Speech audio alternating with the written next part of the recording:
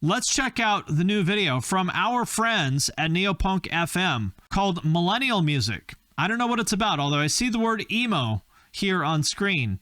I don't know if this is specifically about emo. I don't know, but I do know that every video they make is great. I know they're also at 100,000 subscribers, so if you're watching this on YouTube, please give them a sub. Let's help them get them over the mark there, because everything they do is great. One thing I really like about them is how much they make fun of millennials.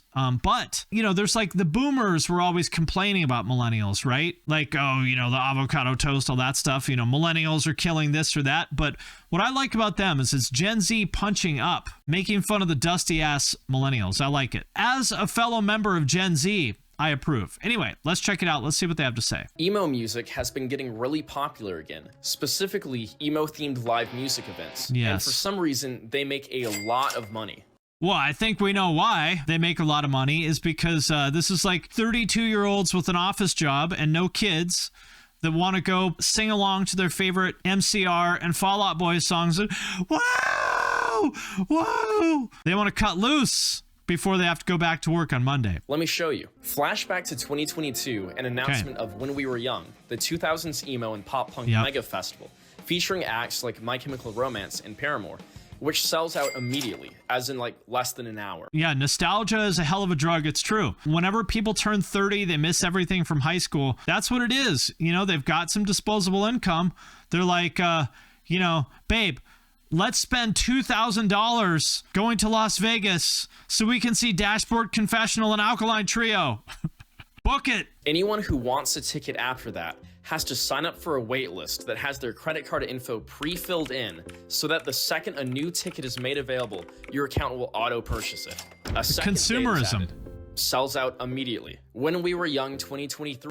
I feel like millennials are very consumerist, aren't they? It's like they're really into buying stuff. When I was that age, I didn't know anybody that would like travel hundreds or thousands of miles to go to something like this. Like, this is like kind of a new thing, right? First of all, nobody I knew had the money to travel halfway across the country to go see a bunch of bands that we liked in high school. I don't know. We just wouldn't have done that. I feel like the consumerism is sort of a uniquely millennial thing. 3 is announced right afterwards. Sells out immediately. A second date is added again. Sells out immediately. Live in a big city where a touring emo night DJ set is going to play. Odds are it will sell out immediately. I mean, it's basically free money, right? Which I think is the point that they're making.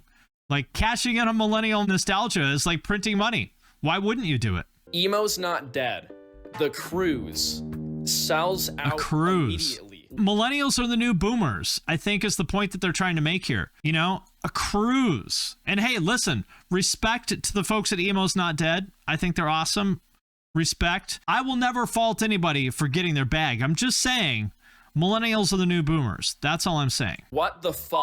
Well, it turns out if you want to make money, you just have to get creative at repackaging the same 20-song Spotify playlist and pitch it to a crowd of rapidly aging millennials. I mean, what do you think I do with my channel? I talk about the same 20 bands over and over and over again in slightly different ways. I'm no better. Some might give boomers a hard time for buying gold because the nice man on Fox News told them the economy was going to collapse. But I really mean it when I say that there is no easier demographic of Americans to swindle out of their money than millennials on a nostalgia high. Think about all those different emo live events I just listed. Think about how much money must be involved with them. For reference, just day one of the first When We Were Young had 60,000 people. Tickets, merch, travel, lodging, accommodations, VIP packages that come with limited edition Funko Pop collectibles. Yeah, I mean, it's millions and millions, like tens of millions of dollars. It's crazy. I mean, Funko Pops is such a great example of this. It's like the same kind of energy as like Star Wars and comic book collectors. It's like the millennial urge to like spend money on dumb shit you don't need.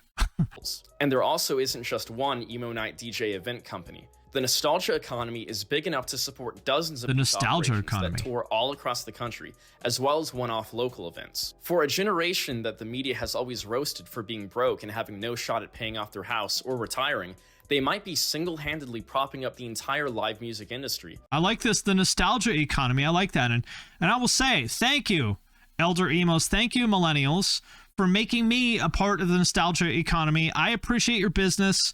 And listen, I'm happy to keep talking about My Chemical Romance and Slipknot and Deftones. I will keep talking about them. I will keep telling you the same things over and over and over about those bands as long as you will keep watching. So thank you for your business. All that money ends up going to local venues and small art. Never mind.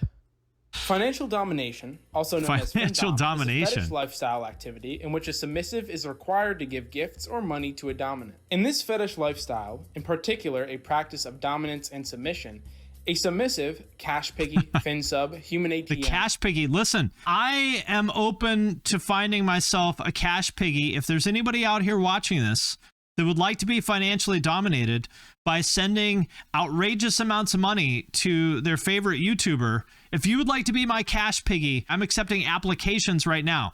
I can't promise you get the job, but I can promise you that I will review your application in detail. So cash piggies, hit the DMs. Money slave or pay pig gives gifts and money to a financial dominant, findom, findom, money dom, money mistress, I'm the money mistress. And what's really working in the favor of these megacorps milking millennials is that the pay piggies aren't even aware of what's going on. We've seen time and time again that it is simply in their nature to associate consuming product and spending money with identity. This belief has seemed to infect every individual between the ages of 26 and 40. It's kind of true. I think millennials were also the first generation to grow up in mid or upper class homes, and so they're more trained to spend money on whatever I want, daddy. I mean, that could be, back in my day, my generation is the one that was into like G.I. Joe and Transformers, He-Man, and the sort of, I grew up in like the peak of action figures. So I feel like my generation maybe kind of started this, but the millennials have certainly perfected it. Because keep in mind, this is the same generation that's spending money on superhero movie paraphernalia, Legos, Disney World season passes, plastic collectible figures, and other forms of children's media. They long for the past and try to bring it back into the present because they're stuck in life. The so-called elder emo is really just the angsty sibling of the Disney adult. They're two sides of the same coin, both engaging in consumerism as a means to feel young again. But at least it makes sense for the Disney adult to be nostalgic. They just want to reminisce on the media they watched as a child, back before the jobs, bills, sore lower backs, and having to nurse their craft beer hangovers every weekend. Nurse their craft beer hangover. The Disney adults, man, that's a dark path. That is a dark path. If you ever find yourself, going to Disneyland by yourself at, 2:30 on a Tuesday afternoon, and you're like, oh, this is the 5th time I've been here this year, and the people there know you by name, and you have one of those like fake biker vests with like the name of your, Disney gang there, then it's time to maybe take a hard look in the mirror and say, what have I become? And how quickly can I change course? What does the elder emo have to be nostalgic about? Being shoved into a locker, getting called a for listening to MCR? I was joking about the humiliation fetish thing before, but maybe we're on to something. It's kind of true. It appears as if the world building for elder emos is only going to get more advanced. The world building for elder emos. This is a great point. Is like they're always talking about how they were bullied and how awful high school was, and yet they want to relive it. So maybe they do like being dominated. Maybe it's a kink. I don't know. Listen, elder emo pay piggies out there, if you want somebody in an affliction shirt like this to shove you in your locker and call you the F slur, you got to pay me for the privilege of having somebody in an affliction shirt shove you in a locker and call you the F slur, but I'll do it. Applications are open. Hit me in the DMs. But first, we have to figure out how we ended up here. It's time to dive into the long, dark, and still unfolding history of emo festivals. Back in the day, millennials' younger selves rocked out like there was no tomorrow, with enough eyeliner to rival a raccoon convention. Now, these same people, who have evolved into elder emos, pull a muscle trying to do the same thing, while being forced to realize that they are now facing the previously mentioned tomorrow, and that they have work in the morning. These sorry folks are truly desperate. I mean, it's kind of true. I will say that there's something specific about millennials where they sort of like don't want to grow up, I will say. And maybe that's true of my generation too. I don't know. Maybe, I don't know. It's hard for me to say, but I think there's something specifically about millennials where they don't want to grow up and they want to like stay in this state of perpetual adolescence forever. And it's a little bit weird, you know? It's a little bit weird. Like, they don't want to grow up and have families and buy a house and, you know, focus on their career. They want to sort of stay a teenager forever. To relive their angsty glory days. And because of this, they choose to drown in escapism as they run as quickly as they can from the harsh reality that they are, in fact, aging, and that they are running out of excuses to keep trying to personify the rebellious 16-year-old versions of themselves that are clawing beneath the surface of their now blown-out Jack Skellington tattoos. But this... Their now blown-out Jack Skellington tattoo. If there's anything more elder emo than The Nightmare Before Christmas, I can't think of it. That is the ultimate in elder emo. This doesn't stop them. To understand the progression of these festivals and how this breed of millennial came to be, we have to look at the history. Firstly, we had the legendary Warped Tour, which saw it start in 1995. The mecca of the emo and pop punk scenes, which helped to cultivate the... Yeah, I mean, we're not having kids and getting married. We would rather just enjoy the things we liked as a teenager. Also, Gen Z being into emo and new metal is fueling the fire too. Yeah, I mean, it's interesting to see people on the one hand complain about how they can't afford to buy a house and have a family, yet at the same time, those same people are spending $2,000 to go see Dashboard Confessional in Las Vegas. And it's like, well, that's fine if that's what you want to do, but you just got to understand, like, maybe you can't do both. Like, if you want to save up for a house, maybe you shouldn't spend thousands of dollars traveling and buying vinyl and going to emo night and stuff. I mean, yeah, you can't always have your cake and eat it too, you know? I didn't pay that much attention to music in my mid-20s because I was going to school and really focusing on my career, and I just sort of like tuned out most of the mid-2000s because I was just focusing on other shit, you know? But I mean, do we really want emo people being parents? It's true, because then they're going to make their kid wear, like, I don't know, fucking a Skylit Drive onesies.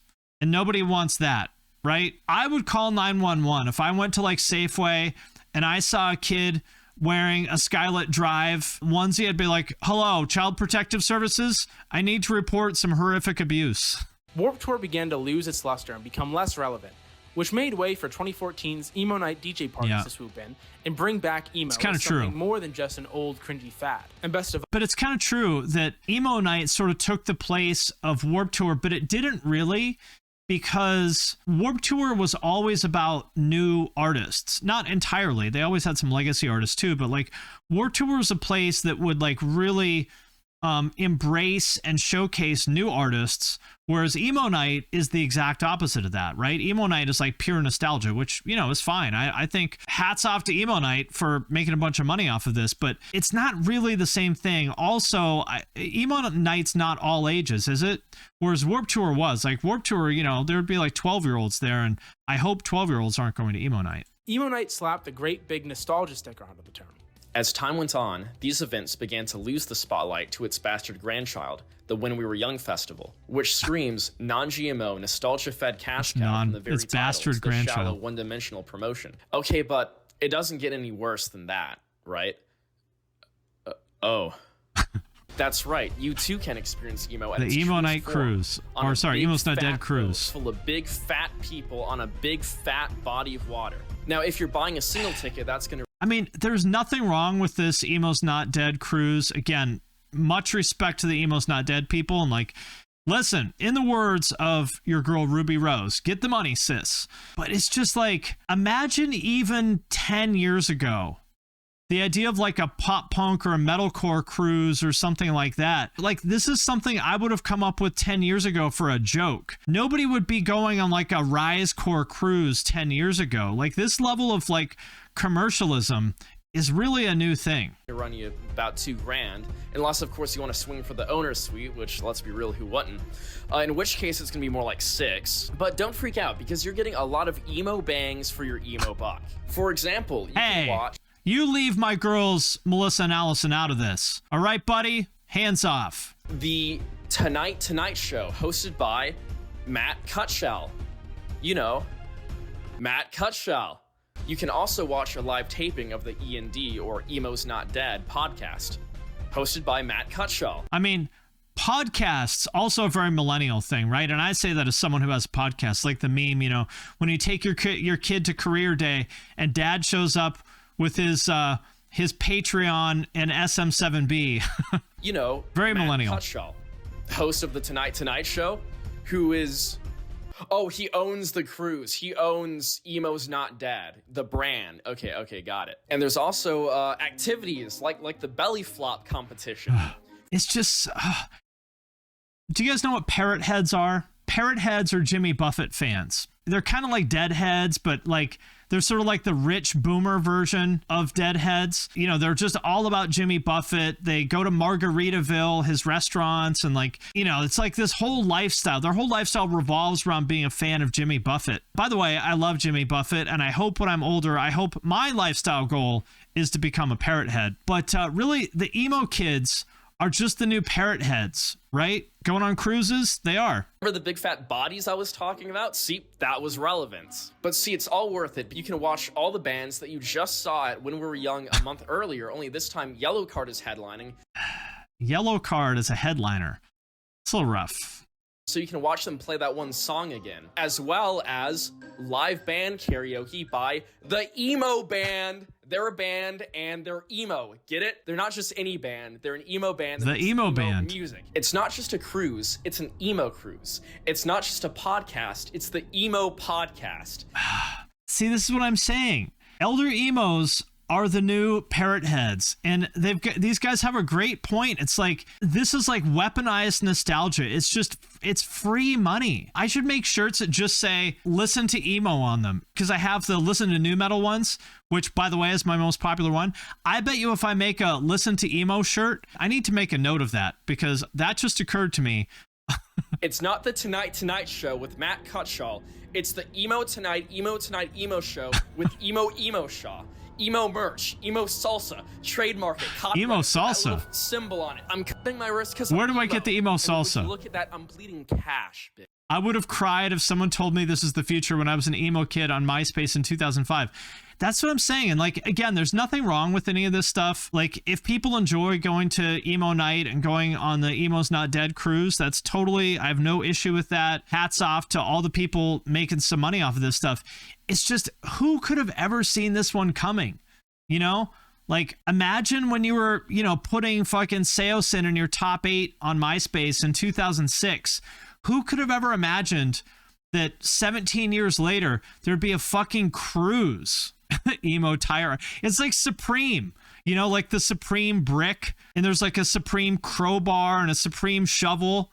You know, you put the Supreme logo on a brick and it's $500. I feel like, you know, emo is that now. Maybe a t-shirt with completely outdated and overused design motifs that look like it was stolen from the dumpster behind Zoomies. Oh my God. Lord have mercy on these people. Brutal. This roasting, I don't know if I can handle it. I feel bad. Have mercy on them, Neopunk FM boys. But it would probably be rotting with the rest of the old band t-shirts you've outgrown over the years. So how about some sad kid slides for your lazy weekends where you rewatch How I Met Your Mother and the Baby Yoda Show for the 4th time? God. Better yet, get yourself an emo mug so all your friends at the fake email job you have know how emo you are.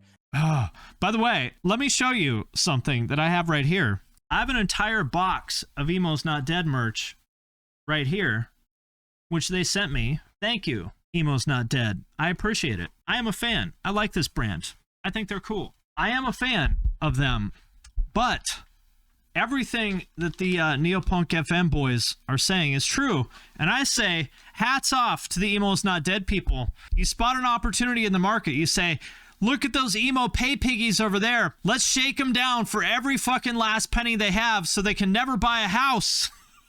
How do we monetize the pay piggies? I'm all about it.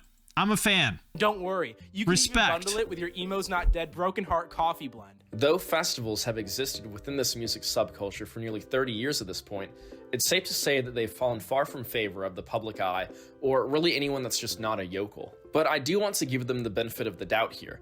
It's totally possible that these events are blatant, cheesy, and shallow in their marketing just because the people running them are totally lame and corny, and that's really the only way they know how to communicate their message as opposed to it being a more calculated, manipulative money grab. Oh, God damn it. Damn it. Have mercy. My boys at Neopunk FM just going in. I choose to believe that it's a calculated cash grab. I respect any calculated cash grab. Like when Ruby Rose started her OnlyFans and charged people $30 a month to look at pictures of her in fucking sweatpants. Respect. Any kind of calculated, shameless money grab, I back it. Kiss, another great example of that, the Kiss coffin. Who the hell is Ruby Rose? I'll show you who Ruby Rose is. But I'm warning you, your life will never be the same. This is Ruby Rose.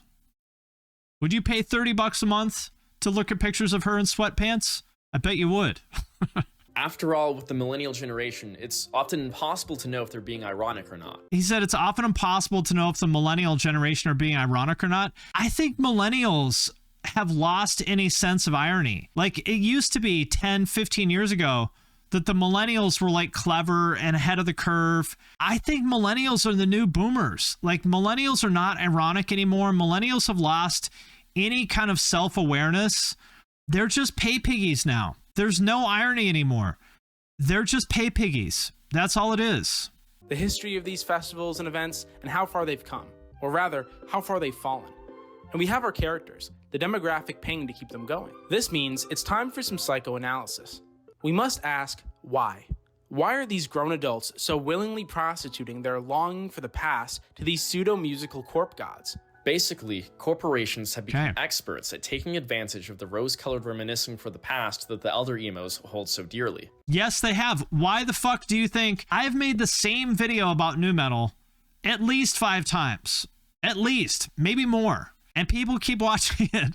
I will keep making that video as long as people keep watching it. I will keep making the same video about emo and 2000s pop punk as long as people keep watching it. You got to give the people what they want. What these people want is for us to shovel nostalgia into their mouths over and over and over again. Got to give the people what they want. You know, listen, does McDonald's say, you know what, we sold too many Big Macs, let's stop making Big Macs? No. Does Honda say, you know what, we sold too many Civics, let's stop making the Honda Civic? No. You say, hey, people like the Big Mac, let's make more of them. So I say, if I'm Matt Cutshell, I would say, it seems to me that every time we make some piece of cringe nostalgia merch, we make more money. So how quickly can we make more cringe emo nostalgia merch? That's what I would say in his shoes. They have learned to tap into these poor folks' emotions and ultimately their wallets. The allure of reliving their youth, even if just for a night at a concert or a themed event, is too tempting for many to resist, as long as they don't look too closely at the mirror and see their aging figure and lack of stamina, as they sing songs about the friction in their jeans or teenagers scaring the shit out of them, which at this point has taken on an entirely new meaning in their lives. And tonight will be the night that I will emo cruise. Listen, all I'm saying is reject emo, embrace affliction. That's what I'm saying. Yeah, ride the gravy train until the cheese wheels come off. That's what it is. Yeah, I mean, they raise a lot of good points here. But as somebody who's benefited tremendously from the fact that elder emos love nostalgic content and will pay a lot of money for it, I say, I, for one, welcome our nostalgia-fueled elder emo overlords. Thank you, elder emos. God bless you for being slaves to nostalgia. You pay my bills every month, and I'm grateful for it. If anybody would like to be my official elder emo pay piggy, just hit me in the DMs. That's what I think. And make sure that you subscribe to the folks at Neopunk FM because I think they make great content. But you know what? Here's the thing, is that Gen Z, they're going to do the same thing. Give it 10 years, you'll see the same shit. It's going to be the fucking hyperpop cruise. It's going to be the same shit, you know? Them getting nostalgic about Destroy Lonely and 100 Gex in 15 years, paying way too much money to see some washed up shitty version of them do a reunion. I guarantee it. It will happen. It will. I guarantee it. Okay. Good video, as always, from the boys at Neopunk FM. Get the money, sis.